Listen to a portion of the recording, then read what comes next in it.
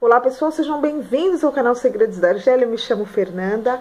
Hoje nós vamos continuar aqui com a entrevista que já estava rolando no vídeo passado, antes de ontem, com a doutora Luciane Lima, psicóloga. Portanto, fiquem aí bem ligadinhos e vamos dar continuidade a esse vídeo. As mulheres que se relacionam aí no virtual, elas se preparam de várias formas para assumir um relacionamento real com a pessoa, né? Então economizam, a maioria estuda cultura, aliás, eu acho que uns 50%, outras mulheres acham que isso não é importante, e elas escutam relatos de outras mulheres e pensam que com esses relatos são capazes de driblar várias situações, porque já tem um conhecimento cultural. E eu vou te dizer que na hora, quando você se insere na cultura, quando esse relacionamento virtual ele sai para o real, né? Eu falo isso por experiência própria, você percebe que todas as coisas que você se preparou, vamos supor, você se preparou tudo pro amarelo e pro verde, aí acontece uma situação vermelha, sabe? Você nunca tá preparado o suficiente, né? E aí, conversando com muitas mulheres que possuem relacionamentos com homens de outras culturas, a gente percebe que o choque cultural ele vai existir de qualquer forma, quer a mulher se prepare ou não, e que muitas vezes esse choque cultural ele ocasiona a separação do casal, né? Às vezes você vê mulheres, por exemplo, que vem aqui no caso para Argélia e tá mil maravilhas, surta, vai embora, não olha nem para trás, sabe? Às vezes trouxe coisas, nem leva tudo embora, não quer saber. Como acontece também os homens que vão para o Brasil, eu já ouvi relatos, né? Uma moça me contou que era casada com um rapaz árabe e pediu um lanche, por um acaso o lanche veio errado, o lanche era para ser perdão, cimbinha, o lanche era para ser de alguma outra coisa, veio no meio calabresa, ou veio carne, enfim, veio algum pedaço de carne de porco no meio. O rapaz surtou, tava com uma garrafa de Coca-Cola, jogou a garrafa no chão, jogou o lanche no chão, a garrafa estourou, feito uma bombinha. Em outra ocasião, um rapaz, né, ele casado também com uma brasileira, ele vivia excitado sexualmente falando, e ele falou pra ela, ele chegou a falar na cara dela que não era uma coisa que ele queria, que ele procurava, que infelizmente ele não conseguia se controlar. Porque as mulheres se vestiam muito diferente do país dele, tinha uma outra postura que ele não estava acostumado, que ele nunca tinha vivenciado, e que mesmo sem a vontade dele, ele passava o dia inteiro excitado. Então essas são duas situações, tem muitas outras situações ruins, né? Eu vejo pessoas deprimidas, inclusive, por conta de choque cultural. Eu gostaria que a senhora, por favor, explicasse, você, né, muito jovem, que você explicasse aqui pra gente de que forma o choque cultural ele mexe com o psicológico da gente. Fernanda, essa questão cultural é fundamental que a mulher conheça. A questão cultural ela influencia inclusive parceiros, relacionamentos do próprio Brasil. Então você vê muitas vezes um parceiro que vem do sul, que a família é do sul, e outra que é do nordeste. Você já vê questões culturais que perpassam essa relação. Quanto mais culturas tão diferentes do Brasil quanto a cultura árabe. Então é fundamental que a mulher conheça sim essa cultura, porque tem uma questão da teoria, buscando lá na psicologia sistêmica, um conceito que é a lealdade invisível. Por que a cultura é tão importante? Lealdade invisível é um conceito que fala de algo no campo simbólico, em que o sujeito, e aí isso vale para todos nós, né? O sujeito, ele sente como se ele devesse algo para sua família de origem. O que é família de origem? São os pais, são os irmãos, né? São as figuras que criaram essa pessoa. Então, essa família de origem, ela passa um legado. A gente sempre recebe uma herança simbólica da nossa família de origem. E a gente tem num campo subjetivo uma espécie de dívida, uma dívida simbólica. É como se a gente tivesse que pagar de alguma forma, retribuir por esse legado, por essa herança que a gente recebeu. E aí, muitas vezes, essa lealdade é muito forte para o parceiro e até para a mulher. É muito forte essa herança simbólica. E aí, quando ela precisa mudar costumes culturais que ela recebeu lá de trás, seus pais receberam dos seus avós, os avós dela receberam dos bisavós dela, né? Então isso é uma tradição muito forte na família, e mudar isso é como se ela fosse desleal a essa família. É como se ela estivesse rejeitando essa família, porque ela não está passando essa tradição que vem de geração a geração. Então, por trás dessa questão cultural tem um aspecto muito importante, que é a lealdade invisível. Então, quando a gente fala de cultura, a gente fala de sentimento enraizado aí. A gente fala de conceitos muito mais profundos do que simplesmente eu recebo, a minha cultura é assim, e aí eu decido ou não passar ela à frente. Muitas vezes a pessoa tem dificuldade de mudar ou de atualizar essa cultura. Ela se sente negando aquilo que ela recebeu dos seus pais. Isso vale tanto para o parceiro quanto para a mulher, tanto para o árabe quanto para o brasileiro, para a brasileira.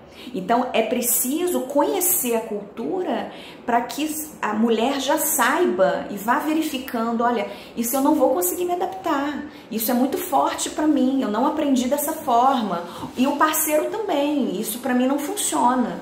E por isso que a questão cultural é muito importante, né? Conhecer a cultura do parceiro e o parceiro conhecer a cultura da mulher é fundamental. Eu gostaria de expor uma situação, né?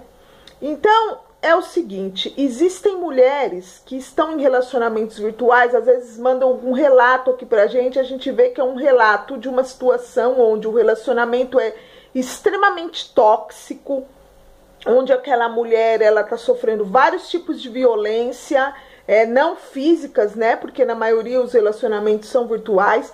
Elas não se deparam para esse fato e, enfim, são relatos cheios de sofrimentos. Muitas pessoas que assistem os vídeos, escutam, né, leem, observam os relatos e falam, nossa, essas mulheres, tantos canais falam de relacionamento, elas não aprendem, tem que quebrar cara, às vezes ofende, chama a moça do relato de burra, etc e tal. Eu fico muito entristecida, porque não só por uma questão de sororidade, mas nitidamente as pessoas do relato, elas estão doentes, né? São relatos de mulheres que estão adoecidas, né, psicologicamente falando. Sem contar com outro fator, né? Às vezes aquela mulher, ela fala isso, mas ela tá acostumadíssima a trocar ideias, experiências com homens de outro país. E não é por conta disso que todas as mulheres estão na mesma vibe que ela, né? Às vezes são mulheres que nunca conversou com um homem antes, às vezes são mulheres que já conversou, mas não tem entendimento, de repente, de um grupo, não vê um monte de canais, enfim, são N situações. E eu vejo uma falta de empatia muito grande. Outra situação que a gente vê muito são mulheres que têm relacionamento virtual há 1, 2, 3 anos, não tem a menor condição financeira de encontrar o rapaz, do rapaz sair para encontrar ela, e ficam os dois nesse relacionamento completamente sem futuro. Então, de qualquer forma, esse relacionamento também é nocivo, porque a mulher, ela não consegue ver as oportunidades que a vida está trazendo para ela, justamente porque ela está travada num relacionamento sem futuro, tal qual na primeira situação. Aí, doutora, para finalizar, eu gostaria muito que você desse um conselho para essa minha amiga que vive um relacionamento nocivo ou um relacionamento sem futuro, para que elas consigam, de repente, viver melhor. Essa pergunta, Fernanda, ela é bem complexa. E por isso que algumas pessoas não conseguem entender e julgam na superficialidade. Então a mulher, ela vive essa relação tóxica porque no fundo ela gosta de sofrer. E porque é tão complexo isso, e eu vou desdobrar sobre isso, que as pessoas não conseguem entender e julgam, né, para poder dar uma interpretação para isso, para que elas possam aliviar sua angústia de não entender a complexidade humana. Elas querem dar uma justificativa, que é mais fácil, mas não é assim, né? Então, vamos lá. Existe um termo em psicologia, sobretudo na psicologia sistêmica, na terapia familiar, que a gente fala de criança parentalizada. Vou falar tecnicamente para que fique claro, né, esse entendimento, psicologicamente falando. A criança parentalizada, falando especificamente da mulher, né, da menina, é aquela menina que vive numa família normalmente disfuncional e que precisa exercer muito cedo um papel de adulta. Então, seja intermediando o relacionamento amoroso dos seus pais, porque os pais têm uma relação muito conflituosa, seja fazendo o papel de juíza, seja intermediando a relação entre os pais e os irmãos, seja porque os pais têm uma condição financeira aquém e ela precisa já muito cedo exercer o papel de mãe desses irmãos. Então, esse termo a gente chama de parentalizada. A criança, ela foi parentalizada. Então, ela precisou exercer um papel de adulta antes da sua fase de desenvolvimento apropriada. Ela precisou amadurecer muito cedo. E aí, a mulher fica enrijecida nesse papel. Papel de quê? De cuidadora. Ela fica enrijecida ela só sabe ser cuidadora. E quando isso é muito disfuncional e quando ela vem de uma família muito, né, que tem essa dinâmica muito forte, é possível que quando ela vá se relacionar amorosamente, ela vá num processo não consciente, é claro que isso não é consciente, buscar relações assim, que ela precise cuidar. E se isso é muito forte na vida dela, esse papel, ela vai precisar de pessoas problemáticas. Então, muitas vezes, ela estabelece uma relação de codependência. Então, por exemplo, ela se envolve com o alcoolista, porque ela vai exercer esse papel de cuidadora desse homem. Então, ela reclama, mas no fundo ela gosta, porque ela tem uma função, ela se sente importante. E aí estabelece-se uma relação de codependência. Então, assim, é preciso trabalhar nessa mulher, e muitas vezes ela precisa ir para terapia mesmo, para aprender, e aí a gente fala de aprendizado, ela aprender a exercer outro papel na vida que não seja o de cuidadora. Porque normalmente essa mulher ela tem dificuldade de receber, ela sabe dar, mas ela não sabe receber, ela se sente desconfortável nesse papel, porque ela só soube a vida inteira exercer esse papel de quem dá e não de quem recebe. Então, essa é uma questão, né, muitas vezes, que é importante avaliar, e aí a gente vê que é muito mais profundo. E tem um outro aspecto também que é possível, que tem a ver também com um processo não consciente, ou inconsciente, né, que tem a ver com, será que essa mulher, na verdade, ela quer um compromisso?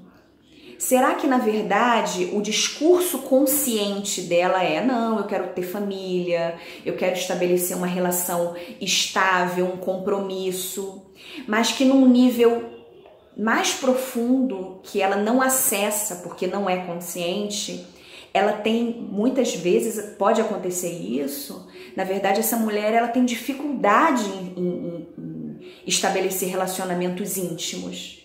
E aí a distância, né, esse relacionamento virtual, ele vem justamente cumprir esse papel. Eu não tenho intimidade, porque intimidade, se relacionar, não quer dizer que você tem intimidade com a pessoa. Então, muitas vezes tem uma questão mais profunda, que é a dificuldade da intimidade. E aí, de novo, por questões anteriores, que normalmente vem lá da infância. Então, o papel, quanto mais ela procurar homens inacessíveis, melhor cumpre essa função de não intimidade. Mas tudo isso num campo não consciente. A mulher, ela não sabe disso. Eu vou procurar um homem que, na verdade, está me dando sinais de que ele é inacessível. Ah, ele passou... Isso é tudo no campo do não consciente.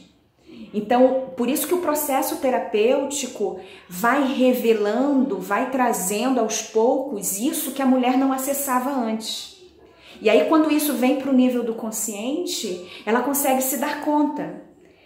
E aí ela vê que, na verdade, ela estava fazendo ao longo da vida uma autossabotagem, ela estava se sabotando. O discurso consciente dela era: eu quero alguém que me leve a sério, eu quero um compromisso, mas o movimento dela era totalmente inverso. E quando ela descobre isso no processo terapêutico, ela retoma a vida dela, ela toma as rédeas da vida dela e vê o quanto ela estava se boicotando. Então é muito mais profundo do que dizem, né? Porque as pessoas não entendem, e é claro, as pessoas não são obrigadas a entender, porque não é todo mundo que é psicólogo, por exemplo, mas elas julgam porque elas não conhecem, porque elas precisam rotular, né?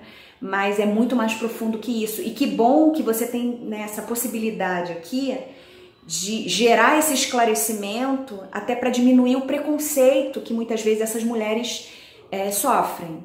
Então, o recado que eu dou é para que essa mulher busque ajuda, busque ajuda para que ela tenha um maior autoconhecimento, para que ela possa tomar as rédeas da vida dela e não ser vítima dessas contradições que trazem muita dor e conflito. Tem uma outra dinâmica também possível, que também, vocês percebam que, né, eu sempre volto para a questão da infância, porque é uma fase muito importante do desenvolvimento humano. É possível que lá na infância, né, ao longo do desenvolvimento dessa mulher, ela tenha tido referências ambivalentes de amor. Então, as figuras de apego dela, então seja o pai, seja a mãe, ou seja a figura representativa, uma avó, uma mãe adotiva, uma tia que criou, passou, na verdade, uma noção ambivalente sobre o amor. Então, aquela mesma figura de afeto que deveria passar segurança, ela passa maus tratos, ela passa abuso sexual, ela passa violência, ela passa abuso verbal. Então, aquela mesma fonte de amor, que é a mesma que sustenta essa criança, que é a mesma que muitas vezes dá carinho, é a mesma que dá amor, é a mesma que dá agressão. Então, da mesma fonte jorra água doce e água salgada, vamos dizer assim. Isso é muito contraditório. Então, a noção de amor fica distorcida. A noção de amor, de afeto, de carinho fica distorcida. Então, ele faz isso porque ele é ciumento e ele me controla e ele vê as minhas amizades e ele cerceia a minha liberdade, mas na verdade não é isso. Na verdade é porque ele quer cuidar de mim, ele quer me proteger, isso é proteção, isso é cuidado. Né? Então tem distorcido a noção mesmo do que é amor, do que é carinho, do que é afeto. E isso vem de lá de trás, é um processo, é importante entender, Fernanda, que o relacionamento amoroso, a mulher não nasceu no relacionamento amoroso. Ela tem uma história. Ela é algo que vem lá de trás, ela cresceu, mas ela continua sendo a mesma pessoa. Ela é essa criança que cresceu, entende? Ela não nasceu na relação amorosa. Ela tem um histórico, é um contínuo, né? Existe uma continuidade no desenvolvimento. Então, olhar lá para trás fala muito também dessa mulher, explica muitas coisas, sabe? Claro que não é uma relação de causa e efeito, né? Porque essa mulher viveu várias coisas ao longo da vida, mas dá muitas pistas em relação a isso. Doutora, muito obrigada de coração pela participação, a todos vocês que assistiram até aqui, muito obrigada. Eu espero que esse vídeo tenha ajudado, tirado dúvidas, deixado você aí mais confiante e, se precisar de ajuda, mais ciente de que precisa correr atrás de ajuda. Enfim, por hoje é só, fiquem com Deus, Filemé, assalamu alaikum, vai.